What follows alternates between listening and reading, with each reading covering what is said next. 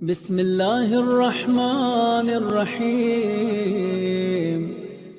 جناب زہرا کا نام قرآن میں کیا ہے بتاؤں؟ یہ بات میں کہیں کہہ چکا ہوں، جب لوگ پوچھتے ہیں کہ قرآن میں آپ حضرات اتنا ولایت علی پہ زور دیتے ہیں، امامت علی پہ زور دیتے ہیں، قرآن میں صراحتاً نام علی کیوں نہیں ہے؟ تو اس کا جواب میں بتا چکا ہوں آپ کو۔ جو یہ کہے کیوں نہیں ہے، اس سے فوراً کہیے پوری جرأت علمی کے ساتھ، کیا کہا؟ کیوں نہیں ہے؟ یہ بتاؤ کہاں نہیں ہے؟ قرآن میں کہاں نہیں ہے نام علی؟ پورا قرآن نام علی ہے، پورا قرآن نام علی ہے، یہ لکھا ہوا قرآن نام علی ہے، ذات علی عین قرآن ہے۔ اس سے ہٹ کر سورہ حمد سے لے کر آخر تک کوئی سورہ ایسا نہیں ہے جس میں کسی نہ کسی عنوان سے نام علی موجود نہ ہو۔ سورہ حمد میں تو 2 مرتبہ نام علی ہے، بسم اللہ کی بے نام علی ہے، صراط المستقیم نام علی ہے۔ اس کے علاوہ بھی کہیں علی کو امام مبین کہا گیا، کہیں علی کو صراط مستقیم کہا گیا، کہیں علی کو ایمان کہا گیا، کہیں علی کو اذان کہا گیا، کہیں علی کو انسان کہا گیا، کہیں علی کو امام کہا گیا۔ مختلف نام علی ابن ابی طالب کے قرآن مجید میں جا بجا بکھرے ہوئے ہیں، اور جس سورے میں بسم اللہ نہیں ہے اس سورے میں علی کا نام اذن اللہ رکھا گیا۔ اذن اللہ وعین الباری یا لہو صاحب سمع و بصر، اے ہر وہ فرد جس کو سماعت و بصارت نصیب ہے سن لے، یہ علی ہیں جو اذن اللہ بھی ہیں، عین اللہ بھی ہیں۔ من اتا فیہ نصوص بخصوص حل باجماع عوام ینکر، جس کی ذات گرامی کے لیے خاص طور پر نصوص نازل ہوئی ہوں، کیا عوام کے اجماع سے اس کا انکار کیا جا سکتا ہے؟ دیکھیں یہاں پر ہو سکتا ہے کہ ہماری گفتگو اور اسلوب گفتگو سے نامانوس ذہن کوئی سوال پیدا کر لے، اور وہ یہ کہ آپ کیسے کہہ رہے ہیں کہ یہ تمام حضرت علی کے نام ہیں اور جا بجا قرآن میں آپ کے نام بکھرے ہوئے ہیں؟ اولاً تو یہ بات ہم نے نہیں کہی اپنی طرف سے، ہمیں حضور بتا گئے ہیں کہ کس لفظ کے کیا معنی ہیں، یہ سب حضور بتا گئے ہیں کہ کس لفظ کے کیا معنی ہیں۔ اور دوسری بات یہ ہے کہ جس ذات میں صفتیں زیادہ ہوتی ہیں اس کے نام زیادہ ہوتے ہیں۔ اللہ سبحانہ و تعالیٰ کی ذات گرامی کمالات کا مجموعہ ہے۔ کتنے نام ہیں اللہ کے؟ اتنے نام ہیں کہ کوئی گن نہیں سکتا۔ آج تک اور قیامت تک کوئی احصاء اسماء الہیہ کا نہیں کر سکے گا، نہ کر سکا ہے نہ کر سکے گا۔ اللہ سبحانہ و تعالیٰ کے بعد دوسرا مرتبہ کس ذات گرامی کا ہے؟ حضرت ختمی مرتبات محمد عربی صلی اللہ علیہ وسلم۔ حضور کے کتنے نام ہیں؟ بے شمار نام ہیں حضور کے بھی، بہت سے نام ہیں۔ بعض علماء نے پوری کتابیں لکھی ہیں جس میں اسماء گرامی پیغمبر کا ذکر کیا ہے، اس کی شرح لکھی ہے۔ کیوں اتنے نام ہیں؟ اس لیے کہ اوصاف زیادہ ہیں۔ آخر اللہ نے اپنا پیغمبر بنا کے بھیجا تھا، تو اللہ نے جتنے اپنے اوصاف اس مخلوق میں آ سکتے تھے وہ سارے اوصاف اس میں پیدا کر کے بھیجے۔ تمام کے تمام اوصاف ذات باری تعالی ذات گرامی پیغمبر میں پائے جاتے ہیں، ماں سوا 2 وصفوں کے۔ وہ خالق ہے، یہ مخلوق ہے۔ وہ معبود ہے، یہ عبد ہے۔ عبد معبود نہیں بن سکتا، مخلوق خالق نہیں بن سکتا، یہ ممکن نہیں ہے، محال ہے، انقلاب ذاتی ممکن نہیں ہے۔ اب یہ فلسفے کے مسائل ہیں کہ ماہیت میں انقلاب ذاتی ممکن نہیں ہے، ماہیت میں انقلاب ذاتی ممکن نہیں ہے. یہ فلسفے کا ایک دقیق مسئلہ ہے. اس دقیق مسئلے کو میں سمجھاتا اس طرح سے ہوں، محسوس مثال دے کر، کہ باپ اور بیٹے کا جو رشتہ ہے، اس رشتے کو آپ ذہن میں رکھیں. بیٹا بیٹا ہی رہے گا چاہے جتنا بڑا ہو جائے. باپ باپ رہے گا چاہے جتنا ضعیف ہو جائے. باپ اپنے بیٹے کا بیٹا نہیں بن سکتا. بیٹا اپنے باپ کا باپ نہیں بن سکتا. بدی مثال ہے مگر کیسے سمجھاؤں. اسی کو کہتے ہیں انقلاب ذاتی. ذات میں انقلاب ممکن نہیں ہے. یہ دو چیزیں ہیں. پروردگار عالم خالق ہے، محمد عربی مخلوق ہیں. یہ مخلوق ہیں، مخلوق رہیں گے. وہ خالق ہے، خالق رہے گا. وہ معبود ہے، یہ عبد ہیں. وہ معبود ہے، معبود رہے گا. یہ عبد ہیں، عبد رہیں گے. یہی تو کمانے ہیں جن کا فاصلہ برقرار ہے. باقی کوئی فاصلہ اس بندے میں اور اس معبود میں نہیں پایا جاتا. مسلمان معرفت مصطفیٰ تو پیدا کرے. جتنے اوصاف حضرت حق سبحانہ و تعالی ہیں وہ سب اس نے خود خالق نے اپنے اوصاف بدرجہ کمال جتنا ظرف مخلوق کا تھا وہ اس درجے تک اپنے تمام اوصاف ذات محمد عربی میں سمو کر رکھ دیے. وہ رحمان ہے، اس کی رحمانیت کا اظہار ہوتا ہے تو محمد کی ذات سے. وہ رحیم ہے، اس کی رحیمیت کا اظہار ہوتا ہے تو محمد کی ذات سے. وہ کریم ہے، اس کے کرم کا اظہار ہوتا ہے تو محمد کی ذات سے. وہ صبور و شکور ہے، اس کے ان اوصاف کا بھی اظہار ہوتا ہے تو ان کی ذات گرامی سے. اس لیے اس کے نام بہت ہیں تو ان کے نام بھی بہت ہیں. اور بات پھر یہیں رک نہیں جاتی. حضور حضور ہیں مگر حضور ایک نفس رکھتے ہیں. حضور ایک جان رکھتے ہیں. حضور کے نفس کا نام ہے علی. یہ میں شاعری تھوڑی کر رہا ہوں. شاعری مشکور حسین یاد صاحب کا کام ہے. میں تو آپ کو وہ بات بتا رہا ہوں جو مجھے قرآن نے بتائی ہے. یہ قرآن نے بتایا ہے کہ علی نفس رسول ہے. اور یہ مسئلہ اپنی جگہ طے شدہ ہے کہ یہ اوصاف جو ہیں، اوصاف صفتیں، یہ جسم میں نہیں ہوتی، نفس میں ہوتی ہیں. آپ بتائیے یہ شاعر ہیں، شاعری ایک وصف ہے، ان کی زبان میں یہ وصف ہے. کوئی سخی ہو سخاوت اس کے ہاتھوں میں ہوتی ہے. کوئی شجاع ہو شجاعت جسم میں ہوتی ہے. کوئی صبر کرنے والا ہو ثبات قدم کا مظاہرہ کرتا ہو، ثبات قدم یہ قدم میں ہوتی ہے. روح میں سخاوت ہوتی ہے، نفس میں سخاوت ہوتی ہے. اگر نفس میں سخاوت نہیں ہے تو ہاتھ کتنے ہی لمبے کیوں نہ ہو،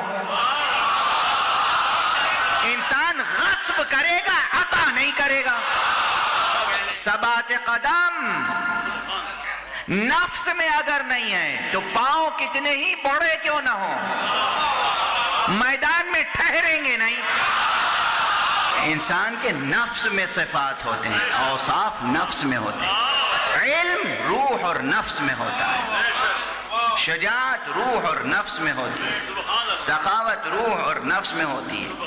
صبر و ثبات قدم روح اور نفس کے اوصاف. جتنے اوصاف ہیں انسانی اوصاف یہ سب نفس میں ہوتے ہیں، نہ کہ جسم میں.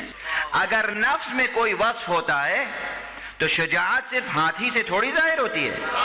اگر واقعی کوئی شجاع ہے تو اس کی نگاہوں میں وہ طاقت ہوتی ہے. اگر دیکھ لے کسی کو تو پورا لشکر زور نگاہ پر ٹھہرا لیتا ہے.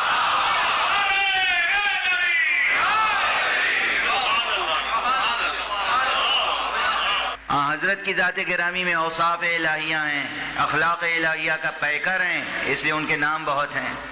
اور جو ان کا نفس ہے،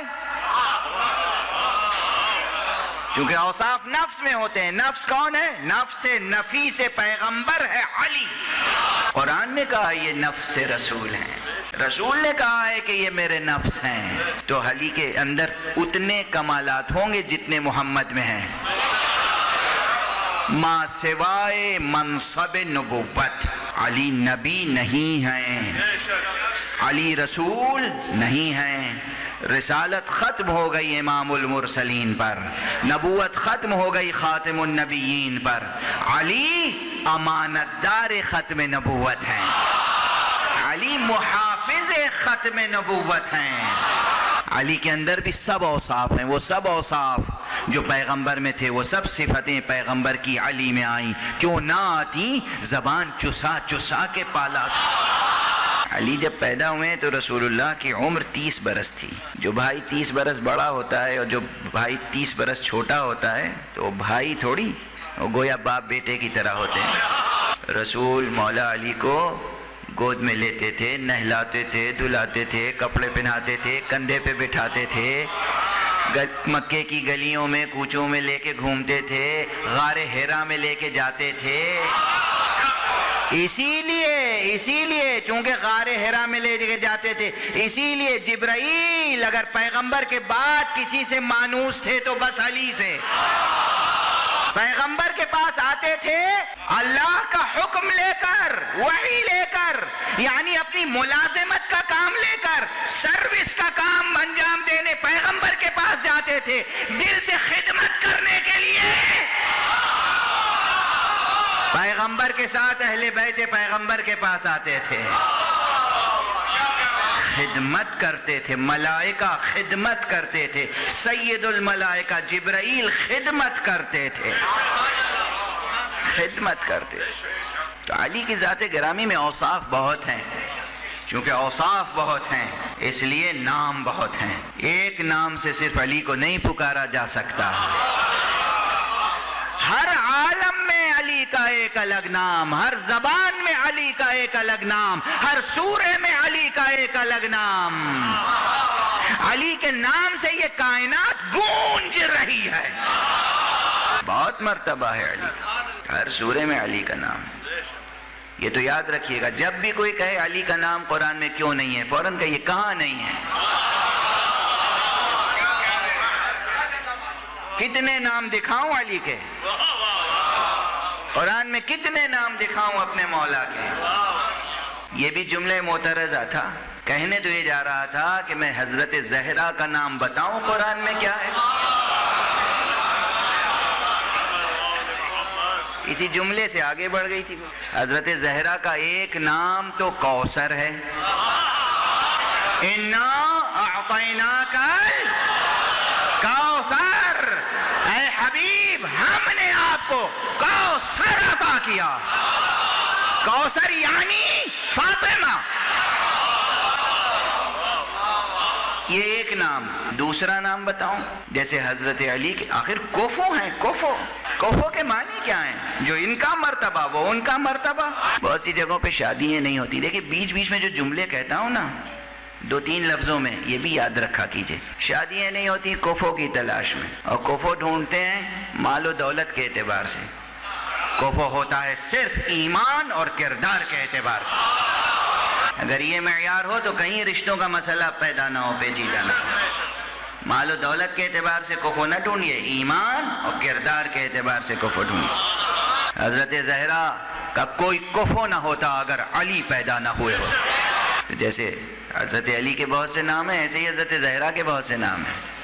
ایک نام الکوثر، دوسرا نام لیلۃ القدر۔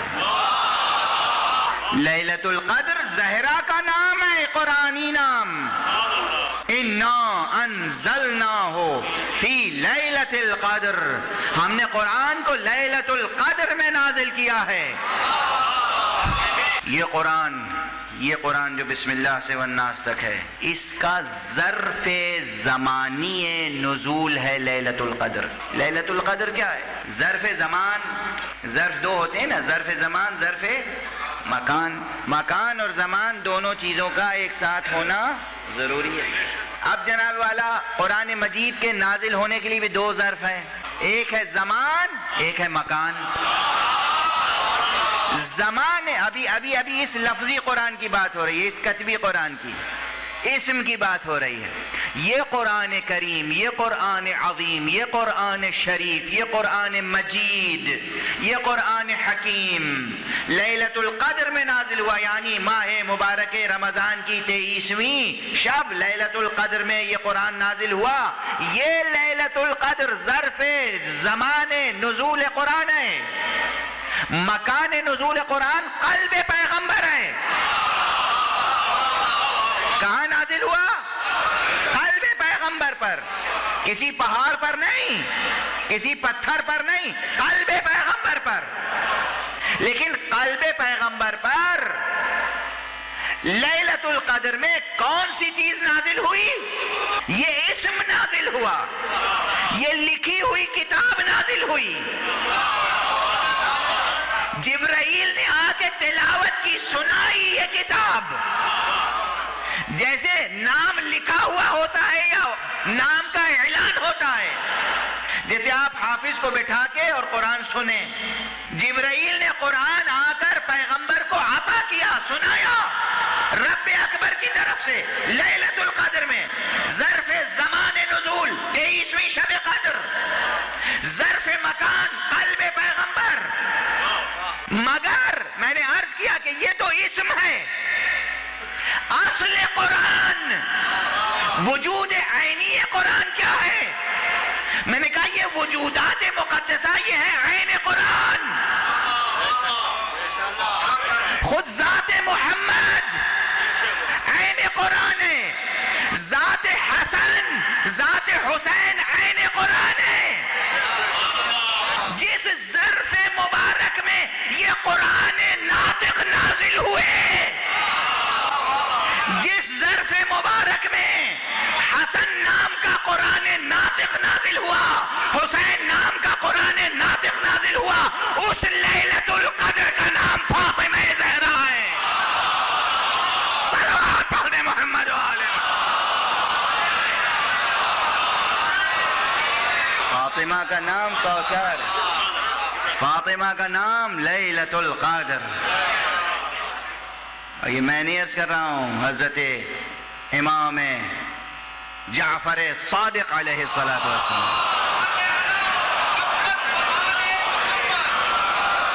نے فرمایا ہے کہ لیلۃ القدر میری جدہ ماجدہ فاطمہ کا نام ہے، اور اسی لیے قرآن مجید نے کہا ہے اِنَّا أَنزَلْنَاهُ فِي لَيْلَةِ الْقَدْرِ، کہہ دینا کافی تھا، ہم نے قرآن کو لیلۃ القدر میں نازل کیا۔ پھر کہا وَمَا أَدْرَاكَ مَا لَيْلَةُ الْقَدْرِ، تمہیں کیا پتا کہ لیلۃ القدر کیا ہے؟ یہ وَمَا أَدْرَاكَ کہنے کی کیا ضرورت تھی؟ عرب لیل کے معنی نہیں جانتے تھے یا قدر کے معنی نہیں جانتے تھے؟ اتنا کہہ دینا کافی تھا رسول اللہ کا کہ لیلۃ القدر سے مراد یہ شب قدر ہے 23ویں رات یا 27ویں رات یا 21ویں رات یا 19ویں رات، کافی تھا۔ اِنَّا أَنزَلْنَاهُ فِي لَيْلَةِ الْقَدْرِ، خود خالق حیرت انسانی میں اضافہ کر رہا ہے، استعجاب انسانی میں اضافہ کر رہا ہے کہ ہم نے قرآن نازل کیا ہے لیلۃ القدر میں، اور تم کیا جانو کہ لیلۃ القدر کیا؟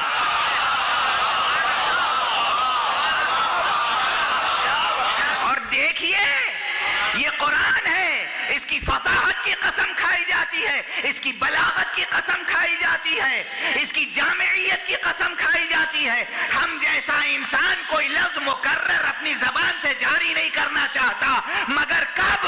جب کسی لفظ کو بار بار ادا کرنے میں لذت محسوس ہو۔ ہم نام خدا بار بار لیتے ہیں، کیوں؟ نام خدا میں لذت ہے۔ نام محمد بار بار لیتے ہیں، نام محمد میں لذت ہے۔ نام علی بار بار لیتے ہیں، نام علی میں لذت ہے۔ ارے لیلۃ القدر خدا بار بار کہہ رہا ہے اِنَّا أَنزَلْنَاهُ فِي لَيْلَةِ الْقَدْرِ وَمَا أَدْرَاكَ مَا لَيْلَةُ الْقَدْرِ لیلۃ القدر خیر من الف شہر۔ صلوات پڑھ دیں محمد۔ یہ ہے زہرا، یہ ہے فاطمہ، یہ ہے لیلۃ القدر۔ جیسے یہ وہ نام ہے جس نام یہ وہ ذات ہے جس کے آنے سے پیغمبر کھڑے ہوتے ہیں، اور یہ وہ نام ہے جس کے نام آ جانے سے لب مشیت شیرینی محسوس کرتا۔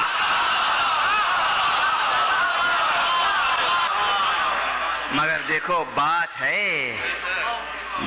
یہ ہے کہ عصمت کا لحاظ یہاں بھی رکھا گیا، پردے کا لحاظ یہاں بھی رکھا گیا، حجاب یہاں بھی رکھا گیا، بار بار فاطمہ فاطمہ نہیں کہا گیا، پردہ ڈالا گیا، استعارہ استعمال کیا گیا، لیلۃ القدر کہا گیا،